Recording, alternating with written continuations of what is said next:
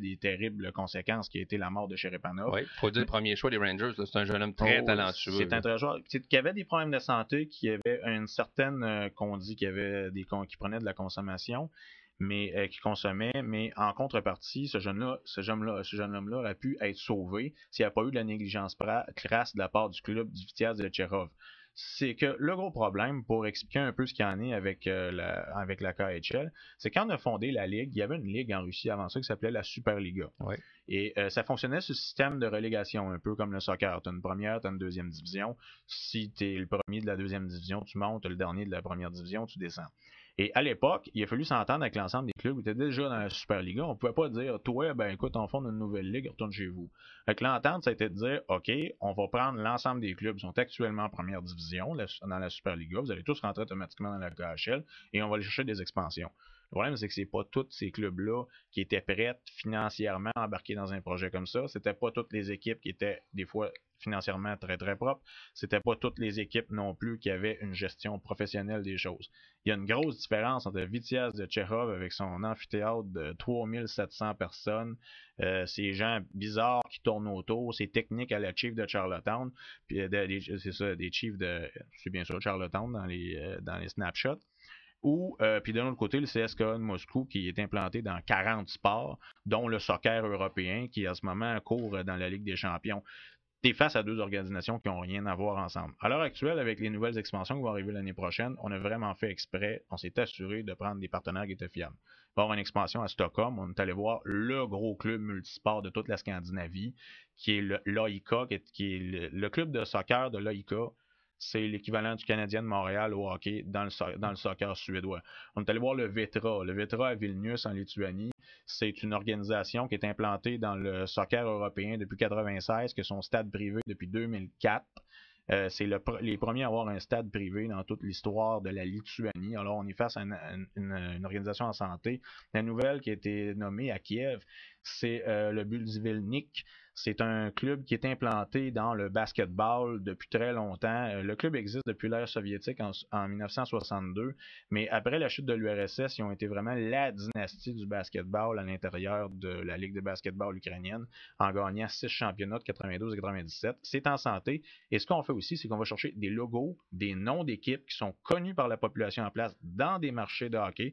On s'assure à ce que ça va fonctionner. Tu parles d'expansion. Combien de clubs on veut ajouter et est-ce qu'on a l'intention d'en dissoudre pour peut-être s'assurer que la Ligue va être en santé? Si le club est plus capable de rentrer, ben ça s'est déjà fait. Écoutez, la première année, il y avait une équipe qui s'appelait le Hirmik de Voskresens.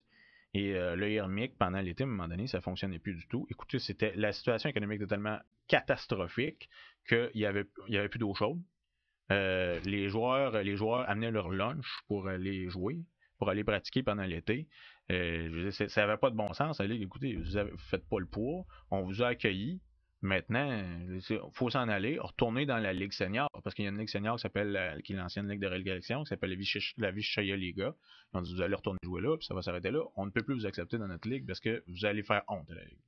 Les questions que les gens se posent, évidemment, puis je pense la plus importante, c'est est-ce que la KHL représente vraiment une menace pour la Ligue nationale de hockey? Ça dépend de l'opinion qu'on a puis qu'on voit de la Ligue nationale de hockey. Si on considère la Ligue nationale de hockey comme une grande ligue de hockey en Amérique du Nord, qui est là premièrement pour donner un spectacle aux Nord-Américains puis encourager les joueurs nord-américains à prime abord, la Ligue continentale de hockey n'est pas un problème, parce que la Ligue continentale de hockey, son but, c'est de former le plus joueur européen possible, de haut calibre, puis de garder les joueurs européens chez nous.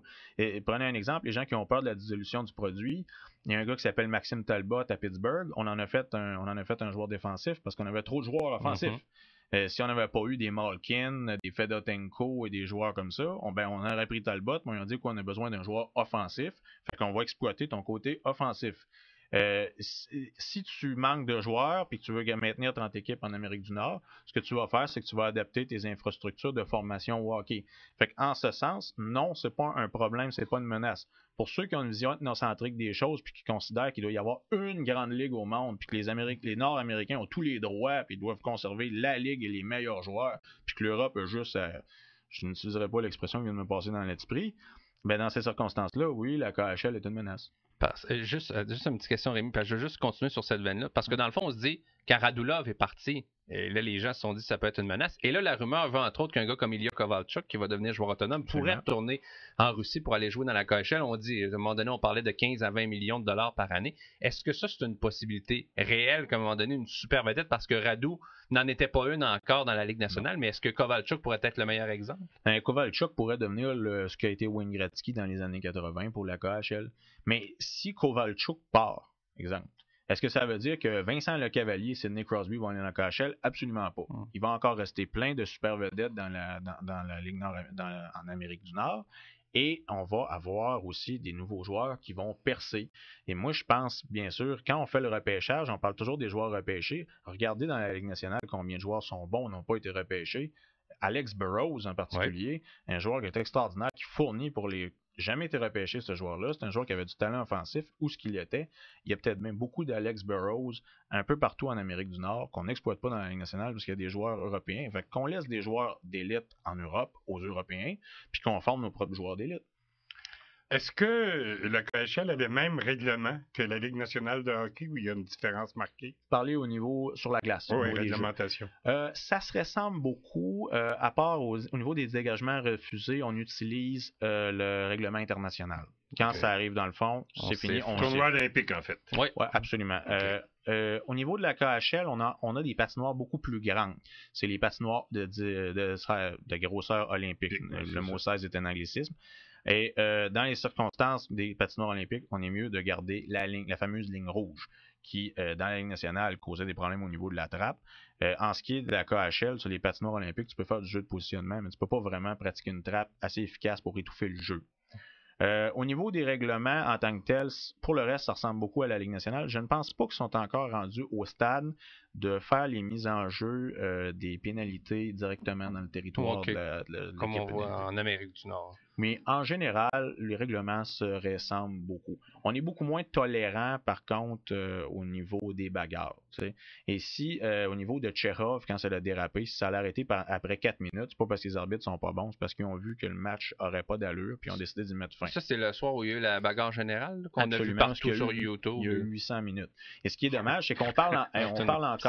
C'est rare qu'on voit ça, parce qu'il y avait des joueurs nord-américains impliqués. Je pense qu'Éric Perrin était là. Éric Perrin, oui, était là. Puis les joueurs expliquaient que même en Amérique du Nord, ils n'avaient jamais vécu ce genre de bataille. Ce qu'il faut savoir, c'est que les Russes, ça fait pas partie de la culture du hockey européen et russe aussi de se battre. Alors, quand deux Russes se battent, ils se battent pour vrai. Tu sais, c'est pas une bataille à la bonne franquette parce que ça fait partie du jeu, c'est parce que l'émotion éclate. Le problème qu'on avait avec le Vitiaz de Tcherov, c'est que c'est une équipe qui s'est construite comme les Chiefs dans Snapshot. Et si je vous nomme des noms, Darcy Vera, 373 minutes de pénalité en 56 matchs. Ce gars-là s'est spécialisé juste là-dedans. D'ailleurs, il est devenu à lui-même un problème pour la Ligue. Et puis, le Vitiaz de Tcherov risque de mourir, entre autres, à cause de Darcy Vera. Mais si on veut parler d'un autre joueur en Amérique du Nord beaucoup plus connu, dont j'aurais pas besoin de décrire quoi que ce soit pour que les gens jugent de qui il est, Chris Simon, vous en souvenez, il est dans la KHL et bien sûr dans le Vitiaz de Tcherov, parce qu'aucun autre club dans la KHL aurait signé un gars comme ça. On a voulu importer le style nord-américain avec une équipe là-bas pour voir si ça pouvait fonctionner dans le style de la KHL. C'est plus l'équipe qui a voulu importer le style nord-américain en pensant qu'elle aurait du succès et qu'elle vendrait des billets, et finalement, elle ne vend pas de billets, parce que les Russes ne sont pas intéressés à ça. Ils font fuir les partisans des autres équipes. Quand ils débarquent sur place, ils font faillite. Et Cherepanov est mort à cause d'eux autres. Finalement, ce club-là, moi, je ne pense pas qu'à la prochaine saison, il va être encore là parce qu'ils ont été déclarés honte du hockey russe et de la KHL officiellement après la bagarre. Puis ils ont payé 3 fois l'amende de l'avant-garde de Homs. Fait que je pense qu'ils sont cuits. Je pense qu'il nous reste juste quelques secondes. Je veux juste que tu nous dises, Alexandre, où est-ce qu'on est rendu dans la saison, parce qu'on est beaucoup plus avancé que dans la saison de la Ligue nationale de hockey. Il y a juste 56 matchs dans la saison. Fait qu'on arrive à la deuxième ronde à l'heure actuelle. Fait qu'il reste uniquement 4 séries qui sont encore en jeu à l'heure actuelle. On a le Dynamo de Riga qui va affronter le club du MVD. On a le Spartak qui va affronter le Lokomotiv. On a le Salavat qui va affronter le Neftirmik. Puis on a aussi le Métallurg de Magnitogorsk qui va affronter avec Barz de Kazan. Donc c'est là où on est rendu. Merci pour ce beau voyage au pays des steppes et de la vodka. Ça fait plaisir. On espère vous réécouter. Merci infiniment, Alexandre Robert. Merci, au revoir. Au revoir. Les remparts de Québec avec Ray de Sports. raquette à 2 contre 1, à 3 contre 1, le tir, et le but! Québec 800, diffuseur officiel des Remparts de Québec. Quelle passe, le Cougar est seul, le tir, et le but! Pour les séries, Québec 800, diffuseur officiel des Remparts de Québec. Renault Dépôt présente la Maison Tanguay Nouveau Climat 2010. 25 gagnants se partageront 700 000 $ en prix. La maison à l'emplacement de votre choix ou $1,5 million en argent. Visite virtuelle sur micasa.ca. Plus vous achetez tôt, plus vous avez de chances de gagner. Premier tirage de 10 gagnants finalistes le 23 avril. Billets en vente chez Tanguay, Renault Dépôt, La Tulipe, les pharmacies Brunet et Normandin. La Maison Tanguay Nouveau Climat 2010. Au